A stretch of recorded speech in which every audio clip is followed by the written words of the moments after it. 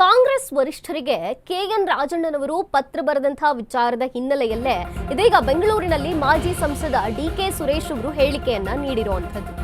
ಒಂದು ಕಡೆ ಕೆಎನ್ ರಾಜಣ್ಣ ಅವರು ಪತ್ರ ಬರೀತಾರೆ, ಡಿಕೆ ಸುರೇಶ್ ಅವರು ಕೂಡ ಅದ್ರ ಬಗ್ಗೆ ಹೇಳಿಕೆಯನ್ನ ನೀಡಿರುವಂತದ್ದು. ಪತ್ರದ ಬಗ್ಗೆ ಅವರನ್ನೇ ನೀವು ಕೇಳಬೇಕು, ನಾನೇನು ಅದರ ಬಗ್ಗೆ ಹೇಳೋಕ್ ಹೋಗಲ್ಲ.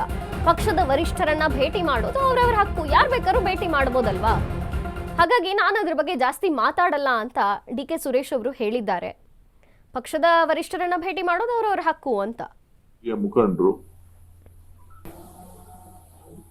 ಪಕ್ಷದ ಹಿರಿಯ ಮುಖಂಡರು ಎಲ್ಲರನ್ನೂ ಭೇಟಿ ಮಾಡ್ತಾ ಇರ್ತಾರೆ.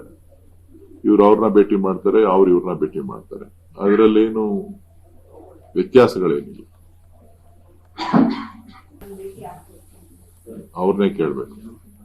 ಪಕ್ಷದ ವರಿಷ್ಠರನ್ನ ಭೇಟಿ ಮಾಡೋದು ಅವರವರ ಹಕ್ಕು. ಅವರು ಅವರ ಪ್ರತಿಪಾದನೆಗಳು ಮಾಡ್ತಕ್ಕಂಥದ್ದು ಅವ್ರಿಗೆ ಸೇರಿದಂತ ವಿಚಾರ. ಸೊ ಹಾಗಾಗಿ ಅದ್ರ ಬಗ್ಗೆ ನಾನು ಹೇಳಲಿಕ್ಕೆ ಸಾಧ್ಯ ಇಲ್ಲ.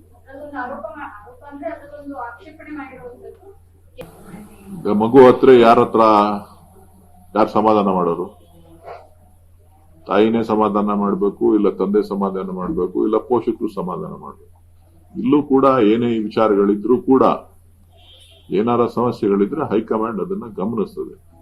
ಸೊ ನಮ್ಮ ಪಕ್ಷದಲ್ಲಿ ಸ್ವತಂತ್ರವಾಗಿ ತಮ್ಮ ಅಭಿಪ್ರಾಯಗಳನ್ನ ತಿಳಿಸಲಿಕ್ಕೆ ಅವಕಾಶ